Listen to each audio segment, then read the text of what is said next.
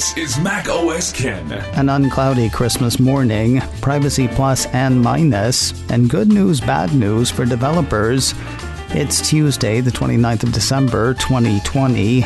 I'm Ken Ray, and this is news from Mac OS Ken, brought to you by yours truly and sponsored by Headspace Meditation Made Simple. Get a free 1-month trial at headspace.com/macOSKen. This show is also sponsored by Nord VPN. Online security starts with a click. A VPN gives you a secure, encrypted tunnel for your online traffic. Nobody can see through the tunnel and get their hands on your internet data. That's great if you're traveling, which some of us still are. It's great, too, if you just want to keep your browsing history to yourself, which all of us might want to do. So, why choose Nord VPN? Well, they've got over 5,200 super-fast servers in 59 countries around the world. The next web says with NordVPN, you will always find fast, reliable access points, and with 0 logs recorded, you can surf safely knowing your information will never fall into the wrong hands. I say, trying their servers both here and abroad, my access has been speedy and easy.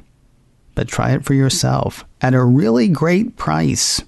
Right now you can get 68% off NordVPN, only $3.71 a month, plus you get an additional month free at nordvpn.com/macOSKen or use coupon MacOSKen. NordVPN comes with a 30-day money-back guarantee, so take advantage of this deal. Get 68% off NordVPN, only $3.71 a month plus an additional month free at nordvpn.com/macOSKen or use coupon MacOSKen. And a big thanks to NordVPN for sponsoring today's show. You know how people suggest setting up a game console before Christmas morning so kids and adults can start playing right away instead of sitting through lengthy, though necessary updates? Such advice may also apply to Apple Gear. Engadget says Apple suffered iCloud activation issues on the 25th of December into the 26th. Well, Apple had iCloud activation issues. Users suffered them. According to Engadget, the issues appear to have started on Christmas Day, right as many people were setting up their devices for the first time. While Apple didn't say much in the alert, it told one Twitter user that high capacity was creating problems. Though the original Twitter query has been deleted, the Apple support Twitter account responded with a Twitter message saying, "We know your mom is eager to have everything working and appreciate you helping to set them up. We are experiencing a high capacity at this time, which is impacting your ability to set up iCloud. Please try back in a couple of hours."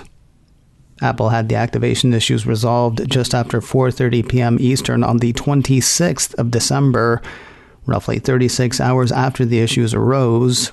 That's also about 36 hours after people arose in Europe and the US to activate their various iThings.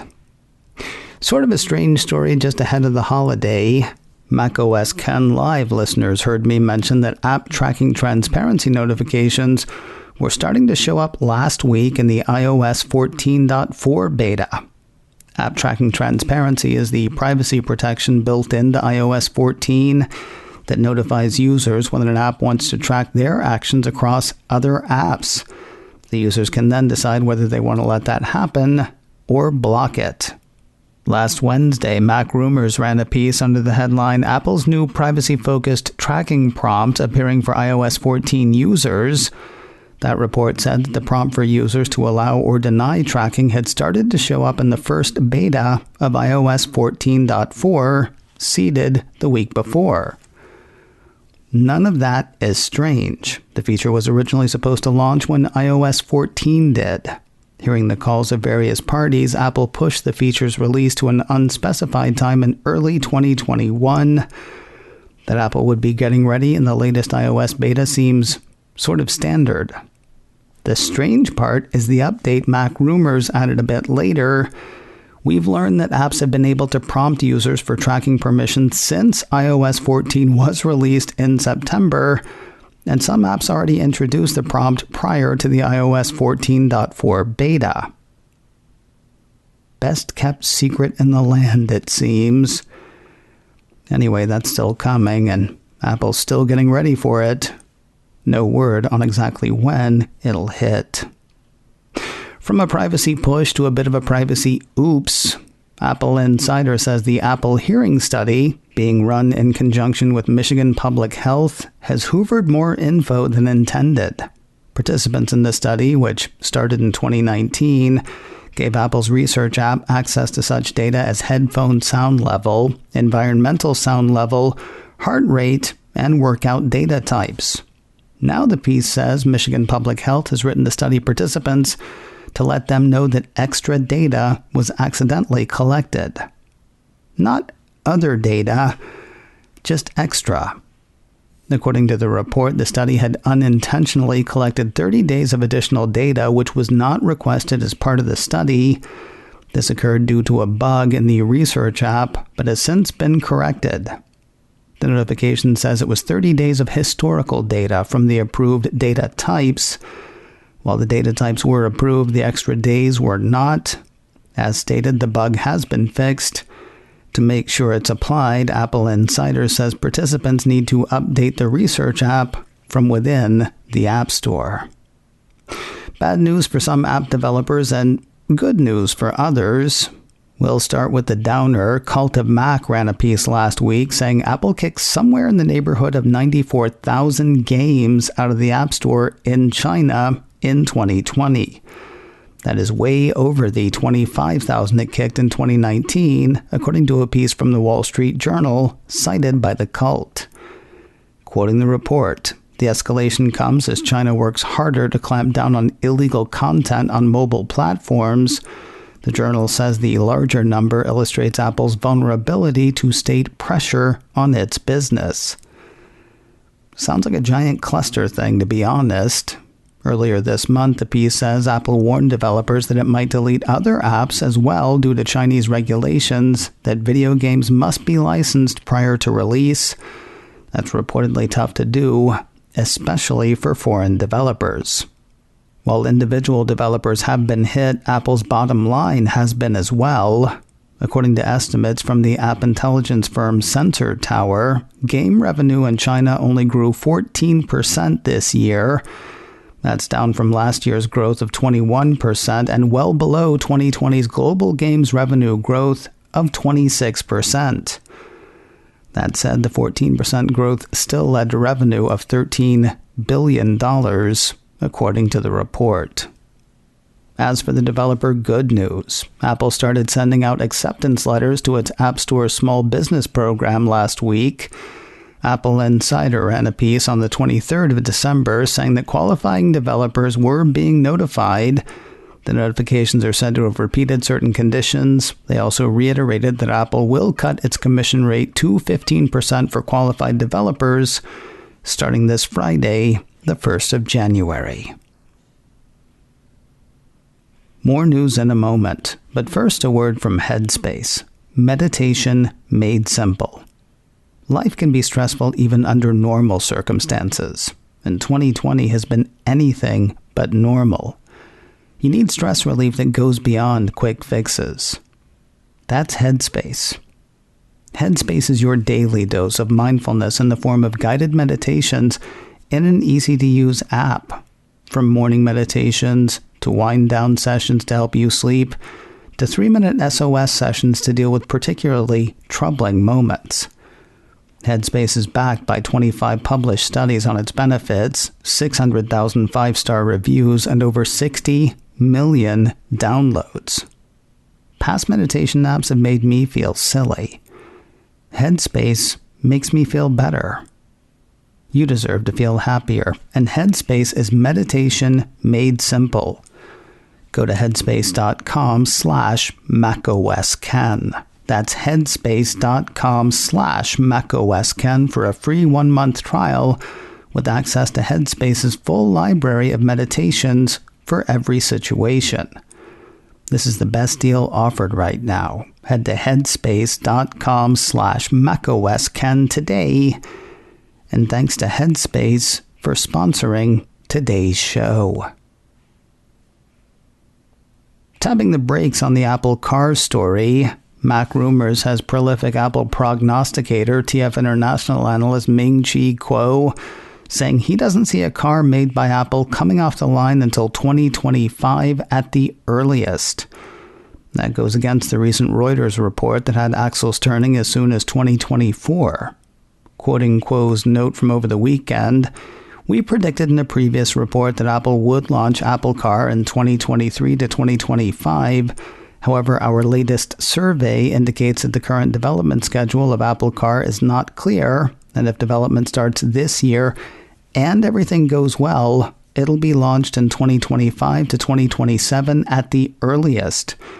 Due to changes in the electric vehicle self-driving market and Apple's high-quality standards, we would not be surprised if Apple Car's launch schedule is postponed to 2028 or later." As for the company's shot at success, it's not automatic. Pointing to what he sees as the failure of HomePod in the smart speaker category, Kuo's note points out to investors that Apple's not always successful in new business. Quoting his note again, "If Apple Car wants to succeed in the future, the key success factor is big data and AI, not hardware. One of our biggest concerns about Apple Car is that when Apple Car is launched, the current self-driving car brands will have accumulated at least 5 years of big data and be conducive to deep learning and AI. How does Apple, a latecomer, overcome this lagging gap?" Young MC is apparently not bullish on Apple Car. Hey, remember that time Apple said it would no longer give away wall chargers with iPhones? Then Samsung mocked iPhone's lack of included chargers before saying, by the way, we're going to stop including chargers with future phones as well. I mean, they didn't say that. Rather, it was revealed in regulatory filings tied to Sammy's Galaxy S21. Well, let's play again, this time with Xiaomi. Soon after Apple's iPhone 12 lack of adapter announcement, Xiaomi made fun of Apple's decision on Twitter, saying, "Don't worry, we didn't leave anything out of the box with the Mi 10T Pro." That was accompanied by video of a pair of hands opening a box, revealing a charging adapter, which will not be included in future phones. A piece from Mac Rumors says Xiaomi CEO Lei Jun has also now confirmed on Weibo that the company's upcoming Mi 11 phone will not come with a charger due to environmental concerns. Jun said the smartphone users already have many chargers, so including another with the Mi 11 would contribute to an unnecessary environmental burden. Quoting the CEO's statement, Xiaomi's Mi 11 is officially unveiled with brand new packaging so light and thin. Behind the thinness, we made an important decision. In response to the call of technology and environmental protection, Xiaomi 11 canceled the included charger. Today, everyone has a lot of idle chargers, which is both a burden to you and on the environment. We are well aware that this decision may not be understood or even be complained about. Is there a better solution between industry practice and environmental protection? One assumes they'll be apologizing for taunting Apple then, right after Samsung does. And finally today, Apple is donating the Black Lives Matter murals painted earlier this year on its store in Portland, Oregon. Well, actually painted on the barricade around the Apple Pioneer Place location. Apple Insider says the Cupertino company will put protective plywood over the BLM murals. If you're not familiar with what happened, and I'll be honest, I wasn't, the piece says the 30-foot-tall windows that enclose the Pioneer Place store were smashed on all sides on the 30th of May. That was part of the civil unrest that shook much of the country after the killing of George Floyd. To protect its property, the piece says, Apple had placed a plywood barrier around the store. Emma Berger, also known as Flat Rabbit Studio, had painted portraits of George Floyd, Ahmaud Arbery, and Breonna Taylor on the barrier. Other community artists also added their own supportive works. So now Apple is covering that plywood with other plywood to protect the art and save it for future donation. Apple Insider says the company will release details on long-term plans in early 2021. Coming up in a few minutes, actually there is no in a few minutes this week, though we are doing the live thing at least a couple of times. 3:30 p.m. Pacific, 6:30 Eastern is when macOS Ken Live goes live today. Catch it then at youtube.com/KenRay. You can also catch replays there or subscribe to the audio podcast, macOS Ken Live, wherever you subscribe to podcasts.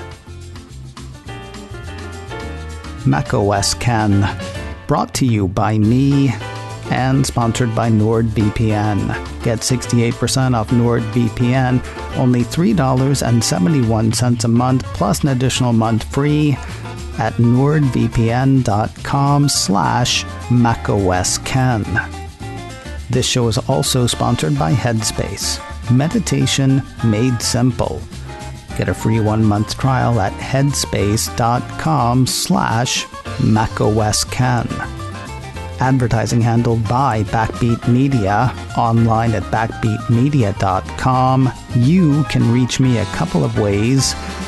Info at macosken.com or call 716-780-4080. Until next time, that is news from macOS Ken. I'm Ken Ray.